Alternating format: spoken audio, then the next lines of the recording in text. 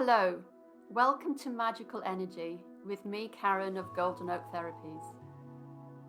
Do you find that you are hearing a lot more about energy, possibly energy blockages or energy systems, on how energy is affecting our health? So in this series of podcasts, I will be exploring the powerful effect of energy, how it impacts upon our health and well-being, how illness can be due to energy blockages, and how we can make sure we are in optimum energetic flow. Energy is something we don't necessarily see, but we can certainly feel it, and it is absolutely essential to our lives. So join me as we explore energy, its effect, and the therapies that bring in magical energy.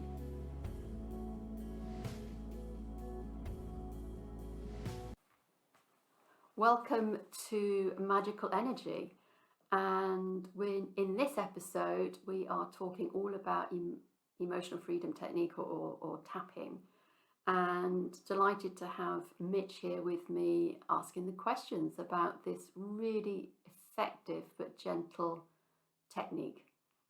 Yeah, hi Karen, back again. It's good to be here. So firstly, what does EFT stand for?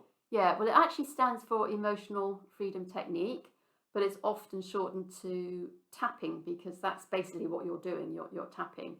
And it was first developed by Dr. Roger Callahan as thought field therapy back in the 1970s. But it was a gentleman called Gary Craig that in the 1990s made it accessible as a healing therapy to many people. And from there, it's really become internationally recognised, and there's a lot more scientific evidence behind it to prove its effectiveness. It's now mentioned in the NICE guidelines. So the NICE guidelines are the National Institute for Clinical Evidence, which the NHS adheres to, and it's in the NICE guidelines for post-traumatic stress disorder. So how does it work? Yeah, so the principle behind it is that the cause of all, if you like, negative emotion or negative thought is a disruption in the body's energy system. So we're back again looking at the energy system of the body. And if we have those negative thoughts and emotions, there's a blockage somewhere. And just like an acupuncturist would use needles or a shiatsu therapist would use pressure, we are tapping on certain points of the meridians, which are our energy pathways, if you like, to clear the blockage. So basically what happens is that when we experience negative thoughts that are probably quite constant or keep being repeated, or we have emotions that are causing us distress, the brain goes on alert, if you like, and that's part of the brain called the amygdala, which is like a smoke detector, which is looking out for trouble, for danger. And it switches that on and prepares the body for fight, flight, or freeze. Also, where that amygdala is situated, which is part of the limbic system, is where our long-term memories are stored. So that's why sometimes a trigger in our current daily lives can actually trigger off memories that may have happened a long time ago. So what we're doing is by tapping, it actually, if you like, reprograms the brain to bring about a calmer response. So it's switching off that smoke detector, that fight or flight. So a good example is post-traumatic stress disorder. So people with that can be triggered through noise, through smell, through words, but the effect on their body is intensity of emotion and thoughts. Through tapping, that memory still stays there because it's happened, it hasn't changed. But what will change is that intensity of that reaction to that trigger. So somebody with post-traumatic stress disorder can still, this is what they did with war veterans, they still recall the memory of the trauma, but there's no emotion attached to it. Right. So what sort of issues can people tap on other than, war veterans? Yes. So if I explain it in a form of an image, if you think of a tree, the leaves, if you like, represent symptoms that people may experience. So that may be things like, headaches or pain, cravings, even thoughts. So those are the leaves. The branches of the tree represent our emotions. So we can tap on things like anger, grief, sadness, shame, guilt.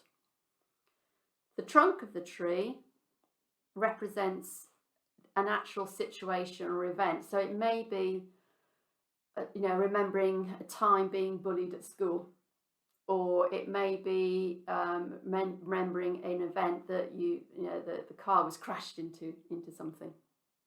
And then finally, the roots of the tree represent our belief systems, often our limited belief systems, and the identity that we've created about ourselves, which can often be quite entrenched.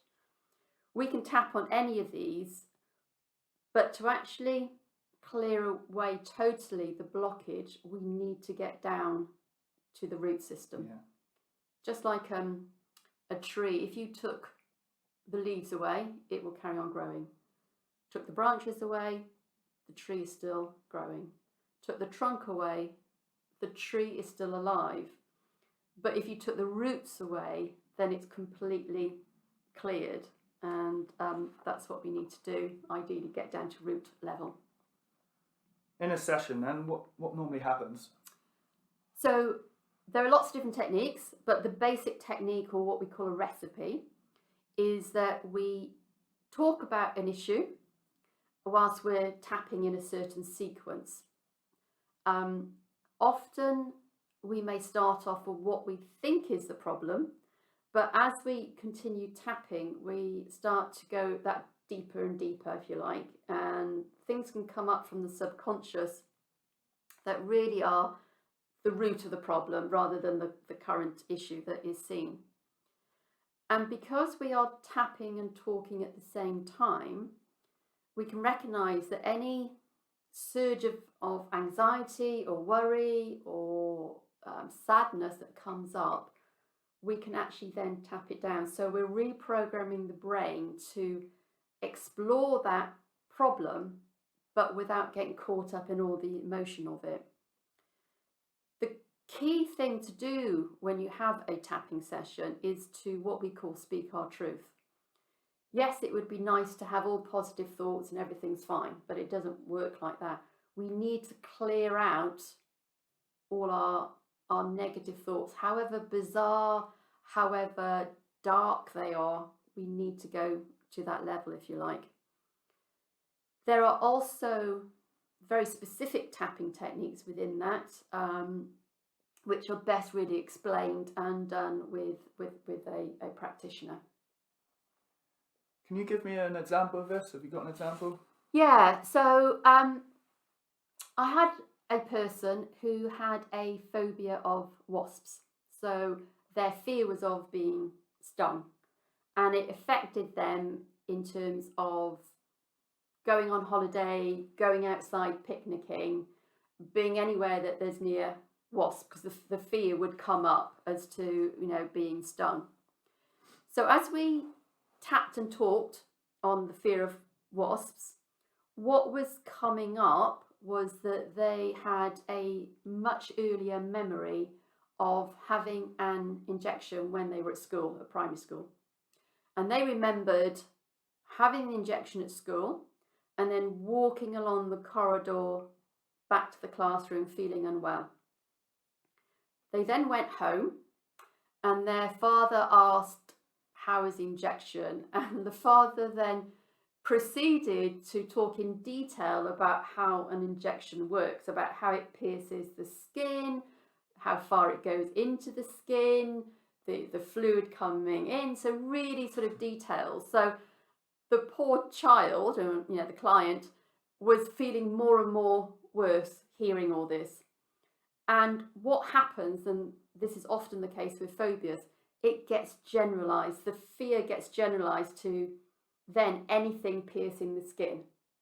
So their fear was, from that early memory, that a wasp or a big bee would pierce their skin and they would become unwell again.